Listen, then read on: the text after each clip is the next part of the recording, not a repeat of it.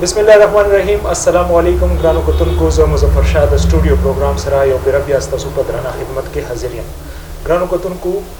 سیاست په پخوا د کلي مشرانو کو په عمر کې سیوا کسان چې هغه به موږ په سیاست کې لیدل او هغوی به د خلکو خدمت چې کوم دی هغه د سیاست په ذریعه باندې کوو.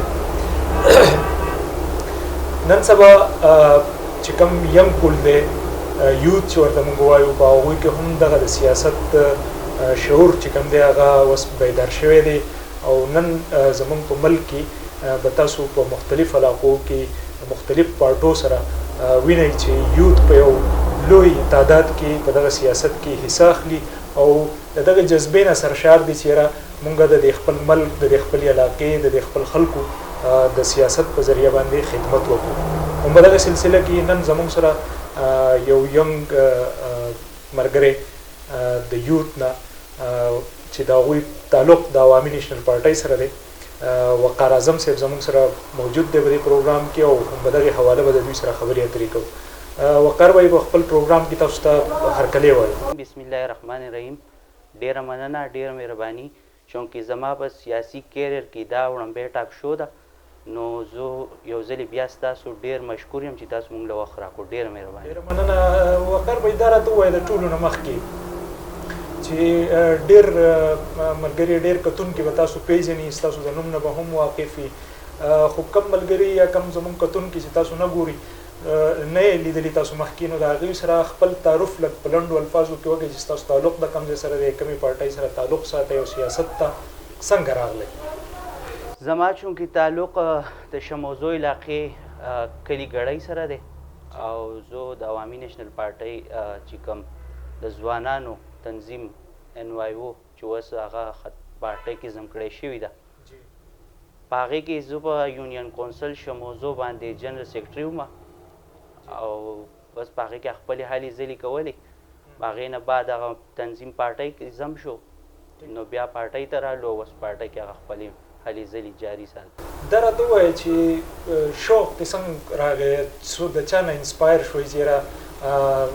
زه هم د سیاست ته راغلی او د خلکو خدمت مې په دې طریقه باندې وکړې؟ د چا نه انسپایریشن د چا نه واخیستو؟ جذبه دې څنګه را پیدا شوه؟ سیاست اصل کې د ځان لپاره یو عبادت ګڼم او په دغې جذبه باندې راوتي یو چې د چا په کار راشو او د چا خدمت وکړو، د کلي علاقې دپاره خاص کر، چونکې واړه عمر لا دونه نه دی، خو بس هغه خپل چې کم زمونږ کم وس دی، کم مناسب څه خدمت یې د کلي علاقې دپاره د هغې دپاره کوشش کوو او بس په دغې یو عزم باندې راوتي یو، پارټۍ سره عوامي نیشنل پارټۍ سره ملګري یو. زه به درنه کې دا تپوس وکړم چې تاسو سیاست خو ټیک شو، هغه تاسو وایئ چې عبادت یې ګڼم یا د خپلو خلکو خدمت کول غواړم، خو بیا عوامي نیشنل پارټۍ دې ولې سلیکټ کړه؟ عوامي نیشنل پارټۍ چې دا د پښتنو واحد پارټۍ ده چې د هغو د پښتنو ترجماني کوي. زه داسې بله پارټۍ زموږ په دې علاقه کې په دې دغه کې داسې نشته چې هغه د پښتنو دپاره یا د پښتنو نمایندګي په هغې کې یي. نو په دغې بنیاد باندې زما چې عوامي نیشنل پارټۍ چې ده، چونکې زما د پلار او د ترونو او د هغو د جماعت اسلامي سره د 87 نه تعلق و. بیا موږ د پښتون سټوډنټ فیډریشن نه کالج د وخت نه زه پارټۍ ته رالم، عوامي نیشنل پارټۍ ته PSF کې وم، بیا NYO ته اوس پارټۍ ته رالو. نو په دغې جذبه باندې چې دا د پښتنو واحد یو پارټي ده او د پښتنو د حق دپاره هر ټیم په هر ځای کې په هر ډګر په هر سنګر ولاړی، نو په دغې باندې د هغو سره ملګري او په هغې قافله کې ورسره روان یو. همدغې ته سیاسي شعور وایي چې پلار نیکه اوس هغه کم مخکې چې به خلکو سیاست کوو چې یاره زما خو نیکه به دې پارټۍ کوي یا زما پلار به دې پارټۍ کوي، نو زه به څنګه بل؟ خو همدغه سیاسي شعور دی چې نن د دوی نیکه یا پلار چې کوم دی هغه د جماعت اسلامي سره تعلق ساتو، اوس دوی په نیشنل پارټۍ ورته ښه ښکاري، نو اوس په هغې کې خپل سیاست کوي. ښځې دا راته ووایي چې ایز ا یوت ایز ا ینګ کارکون تاسو ته څه لګي چې د کوم موجوده حکومت چې دوی د یوت دپاره څه وکړل یا تاسو ته تر کوم حده پورې مطمئن یې؟ موجوده حکومت خو زمانه به تاسو ته ښه پته وي، خو د عمران خان صاحب کوم چې زموږ د پاکستان وزیر اعظم دی، هغو به دا چغې والي کله چې هغه په اقتدار کې نه و، په کنټینر باندې و. نو هغو به دا چغې والي چې زموږ پارټي چې دا د ځوانانو ده او په دې کې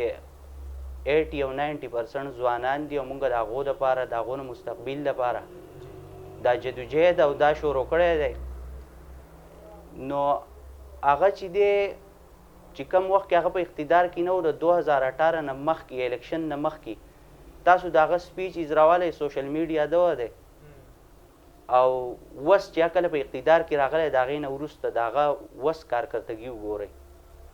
نو زه یم چې ډېر کم خلک به وي چې هغه به نه پوهېږي په هغې باندې چې دا حکومت ناکامه دی بلکې هغه د هغه خپل هغه کارکردګي چې د هغه د هغې اعتراف کوي چې حکومت چې دی هغه په مکمله توګه چې دی هغه ناکامه شوی دی دا خو تاسو اوورال خبره وکړه د خپل زمونږ چې کوم علاقه ده تاسو په تحصیلي بریکوټ کې ژوند کوئ دلته کې چې کوم پی ټي آی ګورنمنټ کوم کارونه وکړو یا دلته کې څه کوي د هغې په حواله باندې به تاسو څه وایئ ظاهره خبره ده زه د چا دیلهزاري کول نه غواړم منسټر هاوسینګ ډاکټر امجد علي صاحب چې الله وله عزت ورکړی هر طریقه باندې چې دی هغه یو مشر دی د دې علاقې او زموږ د شریکې مشر دی لکه دا نه چې صرف د تحریک انصاف د کارکنانو او د هغو مشر دی بلکې زموږ د ټولو اپوزیشن پارټو او د سره د تحریک انصاف د ورکرانو دا یو منتخب نماینده دی هغه زه د چا په چا تنقید کول نه غواړم خو صرف یو څو ګیلې مې دا دي چې زما کیلی چې دی ګړۍ ده د شموزو بره چې دره ورته ویلی کېږي په هغې کې تقریبا 100% کې چې دی د میټرک نه بعد 80% واړه چې دی هغه تعلیم پرېږدي یوازې سیمټ او پیپ او اوبه دا ترقي نه ده نو په هغې کې دا 80% ځوانان چې دي د میټرک نه بعد چې دی هغه تعلیم پرېږدي او د څه وجې نه چې غربت دی زموږ په کلي کې ټول زمیندار خلک دی او هغو چې دی ښکته زرخیلي ته یا بریکوټ ته دې ته تعلیم دپاره نشي راتلیولی چې هغو بیا کرایه به لګي وسایل نشته دي هلته خو ټول زمیندار دي چې زمینداره ښه وشوه جو خلک ښی چې ښه ونه شوه نو یو کال صحیح راځي او 3 خراب راځي نو هغه ځوانان چې دي هغه ټول بیا د تعلیم نه محرومه پاتې شي نو زما خواست دی ستاسو د کیمرې په اساست باندې چې هلته مونږ ته ځوانانو ته وړو ته بچو ته هلته د 12م دپاره یا سیکنډري شي زموږ خزانه سکول چې دی های سکول چې دی چې دا سیکنډري شي او په هغې کې هغه واړه چې دی هغه خپلې پیسې چې دی 10م نه بعد چې دی هغه خپل تعلیم جاري وساتي یو ګیله مې د دې حکومت نه دا هم ده چې زموږ د ګړۍ کلي نه لاندې خزانه کلی دی چې په هغې باندې نن سبا سیکشن 4 لګېدلی دی په زرعي ځمکو باندې چې په هغې کې د هغې کلي د یوازې د یو کور دوه نه بلکې چې د هغې کلي خزانې ټول کلي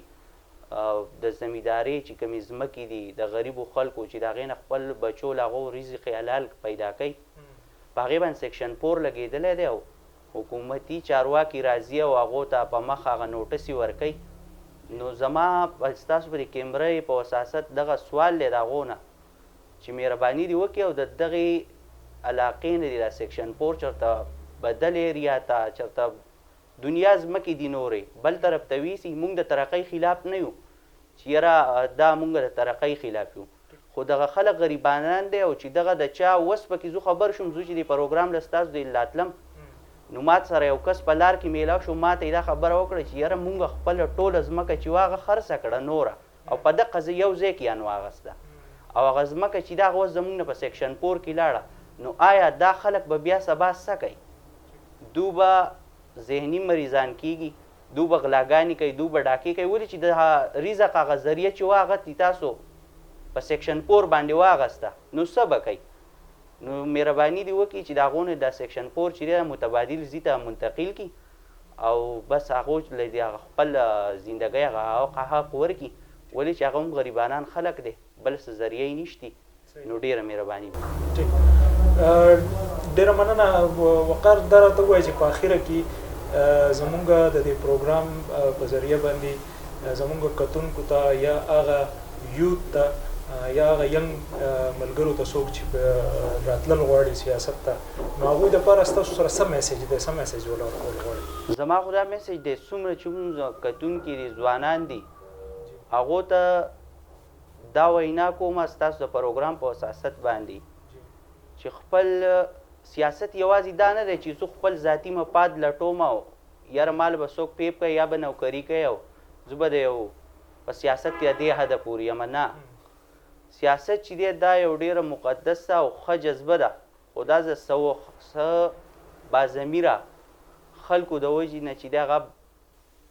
بېضمیره خلکو د وجې نه چې د هغه بدنامه شوې ده نو دې ځوانانو له پکار دی چې په سیاست کې ښه بھرپور حصه واخلي او زمونږ د کلي او علاقې په غم ښادۍ کې په دغه کې چې دی سرګرمو کې چې دی هغه برابر شریک شي او د خپل کلي او علاقې خدمت وکړي ډېره مننه یو جهان مننه د ټایم راکولو زموږ په پروګرام کې د شرکت کولو جی ګرانو کتونکو تاسو وکته چې نن مونږ ستاسو سره مونږ څنګه وایو چې یاره زموږ سکرین چې کوم دی هغه هر هغه چې په چا کې هم څه ټیلنټ وي هغوی ته حاضر دی او زموږ دغه پلیټفارم چې دی هغه مونږ د هر چا سره هر سړي ته مونږ اویلیبل کړی دی نن تاسو وکته چې یو ینګ ملګری چې په سیاست کې هغه خپله منډه ترړه وهي جذبه لري چې د خپل قوم او د خپل علاقې خدمت په دې ذریعه باندې وکړي نو که تاسو کې هم داسې څنګه چې هغوی ووایي چې یاره نوی کول چې دی هغوی ته پکار دی چې سیاست کې حصه واخلي او په دې قسمه سرګرمو کې چې کوم دی ځان انوالو کړي تر یو بل پروګرام پورې خپل کوربه مظفر شاه بڅلی اجازت ورکوي تل پاتې خدای پامان